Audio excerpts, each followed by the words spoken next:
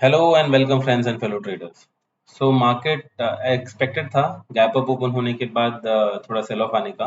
And then जैसे ये high break करके ऊपर ट्रैवल करना शुरू किया, this is the place where we initiated long positions and we were able to capture रफली around 70 to 80 points in Nifty.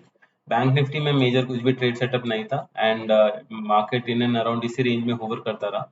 So break even में हम लोग एग्जिट कर दिए थे। एंड एक और इम्पोर्टेंट डेवलपमेंट है, the trend on the lower time frame is pretty much intact, अब ट्रेंड में ही है।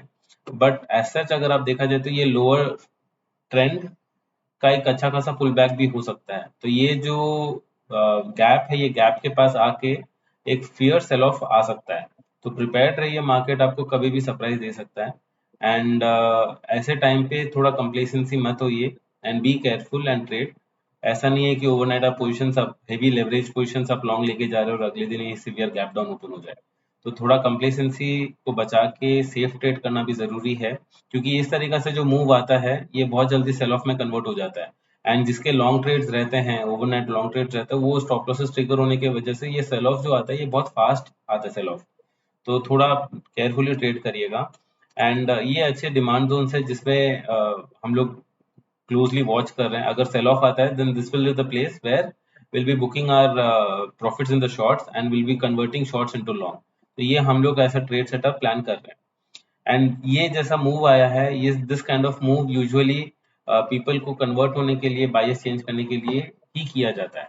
तो लोग जो शॉर्ट पोजीशंस थे, they have started booking profits या एग्जिट करना शुरू कर दे, बिकॉज ये वाला जो हाई था ये निकल गया एंड इसके वजह से मार्केट में एक मूव आया है। अब ये चांसेस है मार्केट थोड़ा और ऊपर जाके फिर एक शार्प सेल ऑफ आ सकता है। तो इसके लिए प्रिपेयर्ड रहिए।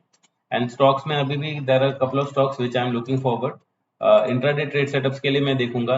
एक तो है Bajaj finance which is looking really good, and another is Axis bank, SBIN, एंड Infosys, HCL Tech.